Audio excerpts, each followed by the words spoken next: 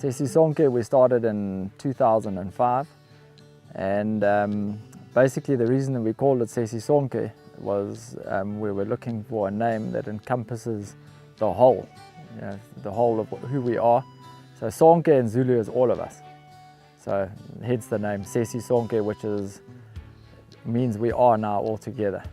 Basically at Sesisonke we grow our main crop income-wise is potatoes, and maize is the thing that we do on the biggest area. We basically we plant about 6,000 hectares, and this year we've had a particularly good year, so that's going to be sort of about 60,000 tons of produce that we'll get off all the lands and all that type of thing. My journey into, well, I don't know if you call it sustainable agriculture or what it is, but anyway, the way we farm, I think there were pretty well two things that happened at once. The first was one day I just had a son, and I was planting potatoes with him, and as kids love to do, they love to play in the soil and eat sand, eat soil and all that type of thing. And at that stage we were planting potatoes with temic, which is aldicarb, which is quite a serious poison, and everyone knows it is two-step. And it sort of didn't make sense to me that here we're using this serious poison with our food. And at a similar time I planted a circle of potatoes, and a third of it was virgin soil. So one was expecting there to be a much better crop on the old land as opposed to the new land. It was the exact opposite way around. And that sort of dawned on me at that stage that obviously the virgin soil's got something different that the other soil hasn't got, and it's not about nutrients.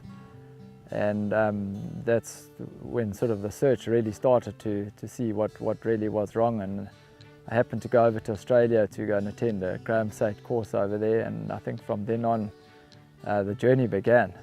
I was actually blown away about how little we actually knew about actually what happened, how the soil works, to realize that we're dealing with a whole and we're not dealing with individual elements. There's a whole unit that we're dealing with, and we've got to learn about the unit rather than the individual pieces of it. Basically, I'd say in a nutshell, how our system works is you've got to start by testing the soils.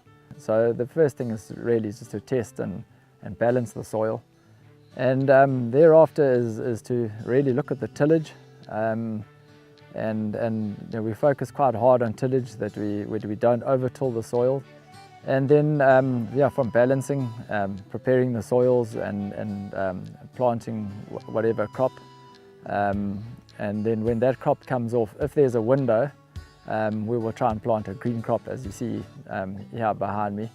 The reason is, as I said before, is just to keep living roots in the soil, and if a plant takes about 30% of its energy that it gets from the sun, it dumps to the soil, which effectively feeds the microbes. And then if we have got a cover crop planted, we try and put animals through it. So everything that has come off that field goes back into that field, but first recycled by animals. All our potatoes, every hectare of potatoes is planted with compost. We also use more on the irrigated potatoes, we use vermicast. We make quite a lot of sort of a vermi tea extract, and we pretty well much use that. Those extracts at sort of 50 litres a hectare that we spray onto the crops with our foliar feeds. So we use a lot of the Madumbi foliar feeds, the V12 range, and the V12 range forms the basis of all our tea sprays.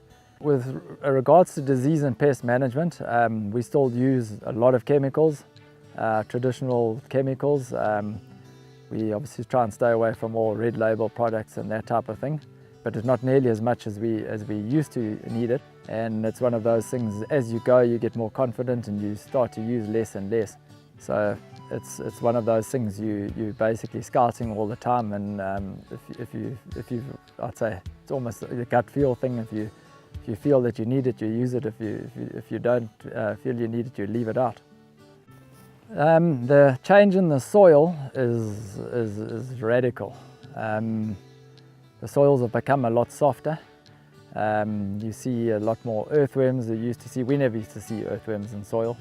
but you see them regularly at planting season. Every day you'll see lots of earthworms, and I mean they're at the top of the of the pyramid. So if they're there, a lot of the other things are starting to become in place. And then the other thing that's obviously you have to till it less if the soil's soft, and obviously in crop size, especially in a dry year. Last year was a terribly dry year, and you could see all the fields that, particularly the fields that didn't have a lot of humus.